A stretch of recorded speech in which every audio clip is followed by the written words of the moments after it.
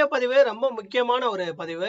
அதாவது இன்னைக்கு வந்து தமிழ்நாடு மெடிக்கல் செலெக்ஷன் கமிட்டியில இருந்து நமக்கு பிஜி கவுன்சிலிங் வந்து கூடிய விரைவில் ஸ்டார்ட் பண்ண போறாங்க. அதாவது இன்னைக்கு வந்து நேஷனல் போர்டுல இருந்து நமக்கு நீட் ஸ்கோர் கார்டு வந்து அப்டேட் பண்ணினாங்க. ஸோ அதை தொடர்ந்து வந்து Tamil Nadu state selection committee medical selection கமிட்டியில இருந்து 2 urgent notification PG degree diploma கோர்சஸ்க்கு கவர்மெண்ட் அண்ட் மேனேஜ்மெண்ட் கோட்டாக்கு இந்த ஆண்டு எம்டிஎம்எஸ் அப்ளை பண்ணக்கூடிய மருத்துவர்களுக்கு கண்டிப்பா இந்த டாக்குமெண்ட்ஸ் எல்லாம் நீங்க தயார் பண்ணி வச்சுக்கோங்க அப்படின்ற ஒரு அறிவிப்பை வந்து வெளியிட்டிருக்காங்க. ஸோ இந்த அறிவிப்பை பத்தி டீட்டெயிலா பார்ப்போம். ஸோ நீங்க பாக்குறது நீட் பிஜி தமிழ். நான் உங்கள் கார்த்திக். ஸோ தொடர்ந்து வந்து நம்ம சேனலை ஃபாலோ பண்ணுங்க. நம்ம 7 வருஷமா கவுன்சிலிங் கைடன்ஸ் சப்போர்ட் ப்ராப்பரா கொடுத்துருக்கோம். ஸோ உங்களுக்கு கவுன்சிலிங் கைடன்ஸ் சப்போர்ட் வேணும்னா வாட்ஸ்அப்ல டெக்ஸ்ட் பண்ணுங்க. டெக்ஸ்ட் பண்ணி ரிப்ளை வரல அப்படின்னு சொல்லிட்டுலாம் கண்டிப்பா வந்து பயந்துடாதீங்க. கண்டிப்பா அப்டேட் பண்ணுவேன். ஓகேவா? தொடர்ந்து நிறைய டாக்டர்ஸ் ஃபாலோ பண்றாங்க. அதனால கண்டிப்பா ரிப்ளை கொஞ்சம் லேட்டா வரும். ஸோ ஆல்ரெடி நிறைய டாக்டர்ஸும் என்ரோல் ஆயிருக்காங்க. உங்களுக்கு பெய்ட் கவுன்சிலிங் சர்வீசஸ் வேணும்னா ஸோ ஜாயின் பண்ணிக்கோங்க. வாட்ஸ்அப்போட நம்பர் வந்து டிஸ்கிரிப்ஷன்ல கொடுத்துருக்கேன். செக் பண்ணிக்கோங்க. ஓகேங்க. ஸோ இன்னைக்கு வந்து நமக்கு 2 அப்டேட் கொடுத்துருக்காங்க. கவர்மெண்ட் அண்ட் மேனேஜ்மெண்ட்டுக்கு அப்ளை பண்ணக்கூடியவங்க இந்த டாக்குமெண்ட்ஸ்லாம் ரெடி பண்ணிக்கோங்க அப்படின்றாங்க. ஸோ அது என்னென்னன்றதை டீட்டெயிலாக பார்ப்போம். So TN medical selection .net என்ற வெப்சைட்ல நோட்டிபிகேஷன்ல போனீங்கன்னா 2 அப்டேட்ஸ் கொடுத்துருக்காங்க.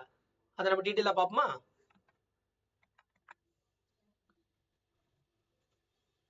ஓகே, இன்னைக்கு டேட் படி selection committee directorate of medical education research Kilpauk Chennai 10. So இது அஃபீஷியல் நோட்டிஃபிகேஷன் தான். ஓகேவா? நீங்களும் செக் பண்ணி பார்த்துக்கோங்க. So PG degree diploma courses government quota annexure 2024-25 தெளிவாக கொடுத்துருக்காங்க. கைண்ட் அட்டென்ஷன் அப்படின்னு சொல்லிட்டு போட்டு நமக்கு ஒரு செக்லிஸ்ட் மாதிரி கொடுத்துருக்காங்க. ஓகே, நம்ம டைரக்டா டாக்குமெண்ட்ஸுக்கு போயிடுவோம். ஸோ எல்லா டாக்குமெண்ட்ஸ்லயும் உங்களுடைய அட்டஸ்ட் இருக்கணும். அதாவது எப்படின்னா உங்களுடைய இதை வந்து ஸ்கேன் பண்ணி அதாவது ஸ்கேன் பண்றதுக்கு முன்னாடி அது ஜெராக்ஸ் காப்பி எடுத்து சைன் பண்ணி அதை திருப்பி வந்து நீங்க அப்லோட் பண்ணணும். அது எப்போ அப்லோட் பண்ணணும்னா கவுன்சிலிங்கோடைய டேட் கொடுப்பாங்க, அப்ளிகேஷன் டேட். அப்போ வந்து அப்ளிகேஷன் போடும்போது எல்லாமே வந்து சாஃப்ட் காப்பி ஸ்கேன் பண்ணி அப்லோட் பண்ணணும். ஒரிஜினல்ஸ் டாக்குமெண்ட்ஸை நீங்க கவுன்சிலிங் முடிஞ்சு காலேஜ் ஆன்லைன்ல கவுன்சிலிங் முடிஞ்சு ஆன்லைன்ல கிடைச்சதுக்கு அப்புறம் காலேஜில் போய் நீங்க வெரிஃபிகேஷன் பண்ணிக்கணும் ஒரிஜினல். ஸோ ஓகே, என்னென்ன டாக்குமெண்ட்ஸ்னு பார்த்துருவோமா? நீட்டோடைய score card, admit card, MBBS degree certificate. Suppose diploma படிச்சு டாக்டர் அப்ளை பண்றீங்கன்னா டிப்ளமோ சர்டிஃபிகேட் வைக்கிற மாதிரி இருக்கும். சார் என்கிட்ட வந்து நான் இந்த இயர் தான் வந்து நான் எம்பிபிஎஸ் முடிச்சேன், என்கிட்ட இன்னும் பெர்மனண்டா இன்னும் டிகிரி சர்டிஃபிகேட் கொடுக்கல, ப்ரொவிஷனல் தான் இருக்குன்னா ப்ரொவிஷனல் வைங்க, ஒன்றும் பிரச்சனை கிடையாது. ஓகேவா? ஸோ அடுத்து நெக்ஸ்ட் வந்து சிஆர்ஐஐ. அதாவது நான் வந்து இப்பதான் சார் இன்டர்ன்ஷிப் முடிச்சிருக்கேன், கம்ப்ளீட் சர்டிஃபிகேட் வச்சிருக்கேன், சிஆர்ஐயோட ப்ரொவிஷனல் இருந்தா கூட வைங்க, ஒன்றும் பிரச்சனை இல்லை. ஓகேவா? ஸோ அடுத்து நெக்ஸ்ட் பாத்தீங்கன்னா permanent or provisional medical registration. அதாவது கவுன்சிலிங்ல நீங்க ப்ராப்பரா ரெஜிஸ்டர் பண்ணணும். அதாவது state medical council medical council of இந்தியாவில் ரெஜிஸ்டர் பண்ண அந்த கவுன்சில் சர்டிஃபிகேட்டை வந்து வைக்கணும். அது ப்ரொவிஷனல் இருந்தாலும் சரி, பெர்மனண்டா இருந்தாலும் சரி, கண்டிப்பா வைக்கணும்னு சொல்லியிருக்காங்க. நெக்ஸ்ட் வந்து கேண்டிடேட்டோடைய கம்யூனிட்டி சர்டிஃபிகேட். ஓகேவா? எல்லா கேட்டகரிக்கான அந்த கம்யூனிட்டி சர்டிஃபிகேட். அது கம்யூனிட்டி சர்டிஃபிகேட் மோஸ்ட்லி என்னை பொறுத்தவரையும் இப்போ புதுசா வந்து பழசா இருந்தா கூட உடனே போய் இ சேவையில போய் புதுசா அப்டேட் பண்ணிக்கோங்க. ஏன்னா நிறைய கேட்டகரி அந்த கேஸ்ட் வந்து சப்காஸ்டோடைய கேட்டகரி சீரியல் நம்பர்லாம் மாறுது. மேபி நீங்க ஒரு 10 வருஷத்துக்கு முன்னாடி கம்யூனிட்டி சர்டிஃபிகேட் வச்சிருப்பீங்க, அது ஓல்டு கார்டா இருக்கும். இப்போ புதுசா கொடுக்குறாங்க, அதை போய் இ சேவையில கொடுத்தீங்கன்னா உடனே கொடுத்துருவாங்க. ஸோ அதை புதுசா எடுத்து வச்சுக்கோங்க, நல்லது.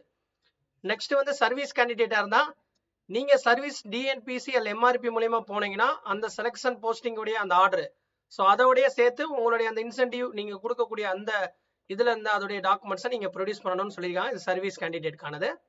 நெக்ஸ்ட் வந்து நேட்டிவிட்டி சர்டிஃபிகேட் எல்லாரும் வைக்கணும்.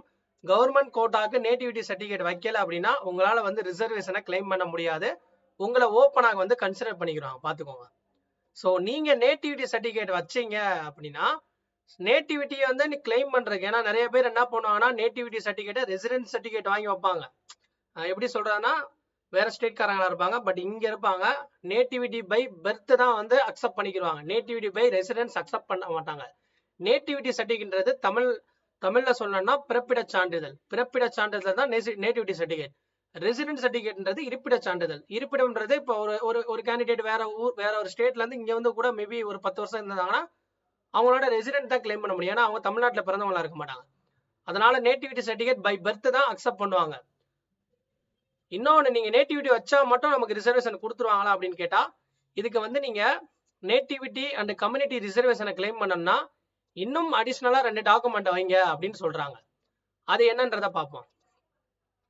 அது என்ன அப்படின்னா, உங்களுடைய கம்யூனிட்டி சர்டிஃபிகேட்டோட உங்கள் பேரண்ட்ஸோடைய யாராவது ஒன்று, உங்கள் அப்பாவோ இல்லை அம்மாவோ அவங்களுடைய சர்டிஃபிகேட்டை வந்து வாங்கி வைக்கணும் அப்படின்னு சொல்கிறாங்க.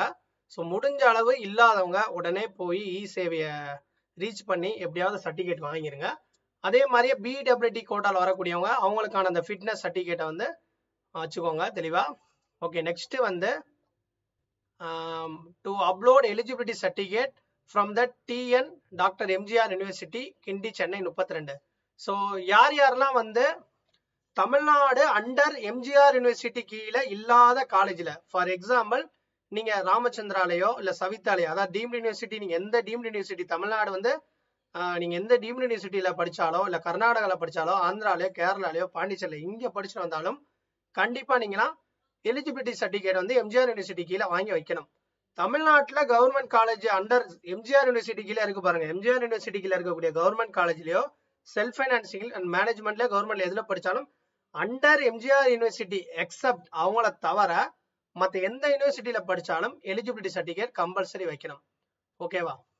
ஸோ அந்த எலிஜிபிலிட்டி சர்டிஃபிகேட் எப்போ அப்ளை பண்ணணும் அதை பற்றி நான் செப்பரேட் வீடியோலாம் அப்டேட் பண்ணுறேன். சரியா? ஸோ தொடர்ந்து ஃபாலோ பண்ணிக்கோங்க. ஓகேங்க, இப்போ நம்ம சொன்ன டாக்குமெண்ட்ஸ் எல்லாத்தையும் நீங்கள் ஒரிஜினலை வந்து நீங்கள் கையில் வச்சுக்கோங்க. உங்களுக்கு அட்மிஷன் கிடைச்சதுக்கு அப்புறம் டைரக்டா அந்த இன்ஸ்டிடியூஷன்கிட்ட போய் நீங்க ஹெட் ஆஃப் த இன்ஸ்டிடியூஷன்ல போய் நீங்க ஒரிஜினலை வந்து வெரிஃபிகேஷன் பண்ணிக்கலாம்னு சொல்றாங்க. இன்னொன்று முக்கியமான அடுத்த கடைசி அப்டேட், உங்களுடைய சேம் நீட் பிஜி எக்ஸாம் எழுதும் போது அப்ளிகேஷன் போட்டிருப்பீங்களா, அதுல வந்து நீங்க passport size photo post card size photo வந்து அப்லோட் பண்ணிருப்பீங்க. அந்த போட்டோ தான் நீங்க அப்லோட் பண்ற மாதிரி சொல்லியிருக்காங்க. இன்னொன்று வந்து உங்களுடைய Aadhaar card, passport, voter ID, driving licence இதுல ஏதாவது ஒரு சப்போர்ட்டிங் டாக்குமெண்ட் வந்து கிளியரா வைக்க சொல்லியிருக்காங்க. ஓகே, இது வந்து கவர்மெண்ட் கோட்டாங்க. ஸோ நல்லா புரிஞ்சிருக்குன்னு நினைக்கிறேன். நெக்ஸ்ட் மேனேஜ்மெண்ட் கோட்டா பார்ப்போம். அடுத்து வந்து மேனேஜ்மெண்ட் கோட்டாக்கு நம்ம என்னென்ன பண்ணணும் அப்படின்னா சேம் இதே டாக்குமெண்ட் தான். மேனேஜ்மெண்ட் கோட்டாக்கு இதே டாக்குமெண்ட்ஸ் தான். ஓகேவா? மேனேஜ்மெண்ட் கோட்டா பொறுத்தவரையும் என்னென்ன சொல்லியிருக்காங்கன்னா score card, admit card, degree and diploma, professional certificate. ஓகேவா?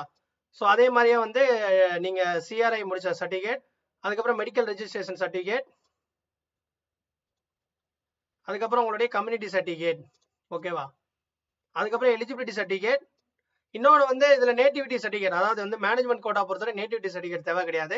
கம்யூனிட்டி சர்டிஃபிகேட் நீங்கள் கம்பல்சரி யார் யார் வைக்கணும் அப்படின்னா தெலுங்கு மைனாரிட்டி, அந்த மைனாரிட்டியில் அப்ளை பண்ணக்கூடியவங்க கம்யூனிட்டி சர்டிஃபிகேட் கண்டிப்பாக வைக்கணும். நேட்டிவிட்டி சர்டிஃபிகேட் கண்டிப்பாக கேட்பாங்க. மற்ற ஜென்ரல் மேனேஜ்மெண்ட்ல அப்ளை பண்ணக்கூடிய எந்த ஒரு கேண்டிடேட்டும் கம்யூனிட்டி சர்டிஃபிகேட் நீங்கள் அதர் ஸ்டேட்லேருந்து வந்தீங்கன்னா வைக்கணும் அவசியம் கிடையாது. ஓகேவா? ஒன்றும் பிரச்சனை கிடையாது. ஏன்னா அது வந்து ஓப்பன் டொமிசைல் தான், ரிசர்வேஷன் கிடையாது. எலிஜிபிலிட்டி சர்டிஃபிகேட்டும் கண்டிப்பாக வைக்க சொல்லியிருக்காங்க. அதே மாதிரி வந்து ஒரு சப்போர்ட்டிங் டாக்குமெண்ட்ஸ்க்கு Aadhaar card, passport, voter ID, driving licence இதில் ஏதாவது ஒன்று வைக்க சொல்லியிருக்காங்க. அடுத்து வந்து என்ஆர்ஐ கேண்டிடேட்ஸ். ஸோ என்ஆர்ஐ கேண்டிடேட்ஸ்க்கு வந்து மொத்தம் வந்து 5 டாக்குமெண்ட்ஸ் கேட்டிருக்காங்க. என்ஆர்ஐ ஸ்டேட்டஸ் ஃபினான்சியல் சப்போர்ட் எம்பசிலேருந்து ஒரு சர்டிஃபிகேட் சொல்கிறாங்க. கேண்டிடேட்டுக்கும் சர்டிஃபிகேட் ரிலேஷன்ஷிப்புக்கான ஒரு சர்டிஃபிகேட், அதுக்கப்புறம் வந்து என்ஆர்இ அக்கௌண்ட்டுடைய பேங்க் பாஸ்புக்கோடைய அந்த ஒரு சப்போர்ட்டிங்கான அந்த டாக்குமெண்ட்ஸ், டிக்ளரேஷன் அனெக்சர் 3, அதுக்கப்புறம் கோர்ட் லீகலாக வந்து ஒரு ஆர்டர் வந்து வைக்க சொல்கிறாங்க. ஓகேவா? ஸோ ஆர்டர் காப்பி வைக்க சொல்கிறாங்க. ஓகேங்க, இந்த டாக்குமெண்ட்ஸ்லாம் சேம் அதே தான். இதெல்லாம் நீங்கள் ஆன்லைனில் அப்லோட் பண்ணுற மாதிரி இருக்கும். எப்போ அப்படின்னா கவுன்சிலிங் அப்ளிகேஷன் ஸ்டார்ட் பண்ணும்போது. இப்போ கிடையாது, அதெல்லாம் ரெடி பண்ணி வச்சுக்கிற சொல்கிறாங்க. ஸோ இதுவும் வந்து நீங்கள் அட்மிஷன் ஆனதுக்கப்புறம் அந்த காலேஜில் போய் நீங்கள் அன்னைக்கு ஒரிஜினலை வந்து நீங்கள் அவங்ககிட்ட ப்ரொடியூஸ் பண்ணணும். அதுக்கப்புறம் சேம் ஃபோட்டோ அப்லோட், நீட் பிஜிக்கு என்ன அப்ளிகேஷன் யூஸ் பண்ணீங்களோ அதை வந்து அப்லோட் பண்ண சொல்லியிருக்காங்க. Minority certificate Telugu and Christian, அப்புறம் மலையாளி மைனாரிட்டிக்கு அப்ளை பண்ணக்கூடியவங்க அந்த மலையாள மைனாரிட்டி சர்டிஃபிகேட்டை வந்து அப்லோட் பண்ணுற மாதிரி இருக்கும். ஓகேவா? ஸோ அவ்வளோதாங்க. ஸோ இந்த டாக்குமெண்ட்ஸ் மூலமா உங்களுக்கு நிறைய அப்டேட்ஸ் கிடைச்சிருக்கும். பட் இன்னும் நிறைய டீட்டெயிலாக தெரிஞ்சுக்கிறேன்னா பர்சனல் கவுன்சிலிங் கைடன்ஸ் எடுத்துக்கோங்க. உங்களுக்கு விருப்பம் இருந்தால், பயம் இருந்துச்சு கண்டிப்பாக எனக்கு கவுன்சிலிங் பற்றி எந்த ஒரு ஐடியாவும் இல்லை சார், எனக்கு அந்த ஒரு இதே ஸ்கில் கிடையாது அப்படின்னா நீங்கள் வந்து ஃபாலோ பண்ணிக்கலாம். வாட்ஸ்அப் நான் கீழே